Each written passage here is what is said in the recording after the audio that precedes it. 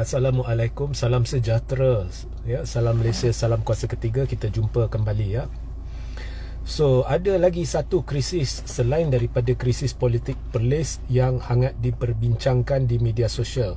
So, itulah tumpuan saya. Jika audio jelas, boleh maklumkan kepada saya, share ramai-ramai dan sertai Telegram saya, Regi Jesse Rita Udin.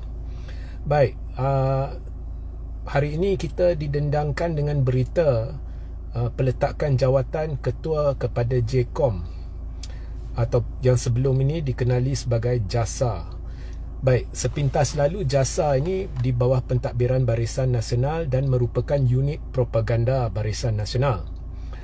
Kemudian di bawah pentadbiran Tan Sri Muhyiddin Yassin, JASA telah dijenamakan semula sebagai JCOM ya. Pada Disember 2020 ada usul yang telah dibentangkan untuk gagalkan untuk menghalang peruntukan kepada JCOM.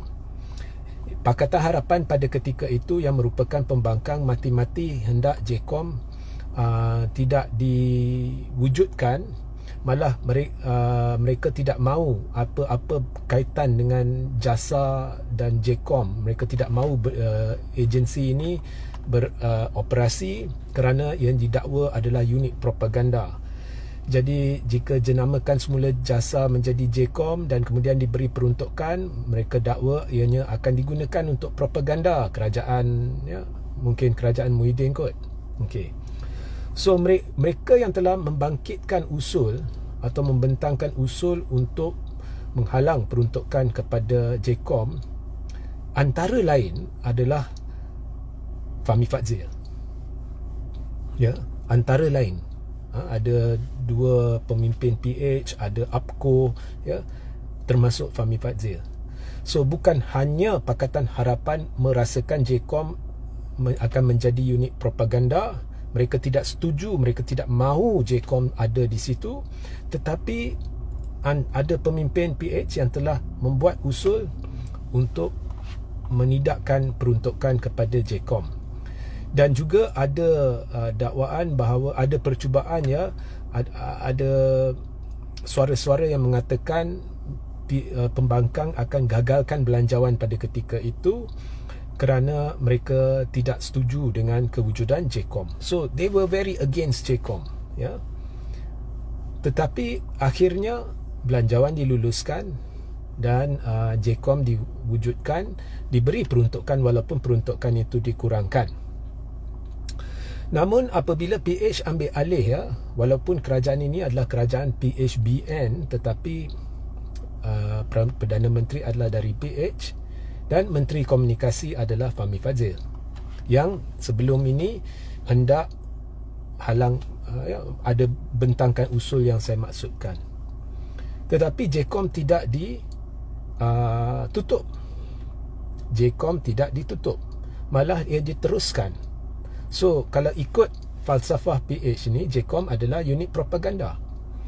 So anyway, hari ini ketua dia sudah letak jawatan dan mengesahkan dia letak jawatan. Sebab dia letak jawatan bergantung kepada anda nak percaya siapa. Kalau ikut kenyataan ketua dia memang nak letak jawatan kerana dapat tawaran lain dan dia sudah hantar notis sebulan. Kalau anda ikut perbualan di media sosial, ada video yang tular, saya difahamkan video tu tular ya, dan ada sesuatu yang tidak enak ya dalam video itu. Saya tak nak elaborate lanjut lah. Okay, so anyway, that is not my concern mengapa dia nak letak jawatan ke apa. But ketua dia nak letak jawatan dan ada pun ura-ura bahawa antara Kementerian Komunikasi dan JCOM ada masalah krisis, ada krisis. So nasihat saya is PH kena konsisten. Kalau dulu anda berjuang mati-mati tak mau JCOM, then tutup JCOM. Tutup JCOM. Dan kemudian unit media, saya dah nasihatkan dulu kepada Perdana Menteri. Mereka banyak gagal dan sebab kegagalan unit media, penasihat media ya, bila saya cerita media ni termasuklah kementerian berkaitan, penasihat-penasihat dan sebagainya ya, telah banyak gagalkan dan sebab itulah banyak perkara yang tidak dapat ditangani oleh kerajaan. Of course, kerajaan kena ubah.